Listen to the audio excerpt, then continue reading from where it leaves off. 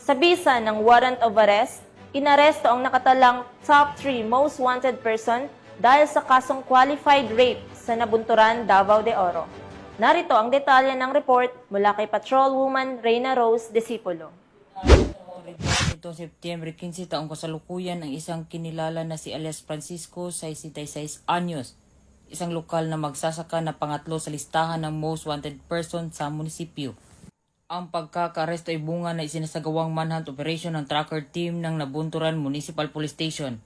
Nasa kote si Francisco sa kanyang tirahan sa Purok 5, Barangay Pangutusan sa bisa ng warrant of arrest na may kinalaman sa kasong qualified rape na walang naitalang bail ban para sa nasabing kaso. Matapos ang pagkakaresto, ipaliwanag sa kanya ang kanyang karapatan sa wikang naiintindihan niya, ngunit pinili niyang manahimik. Dinala rin siya sa Nabunturan Municipal Health Office para sa kinakailangang medikal na pagsusuri. Sa kasalukuyan, ang akusado ay nasa kustudiya ng Nabunturan Municipal Police Station para sa karampatang legal na proseso.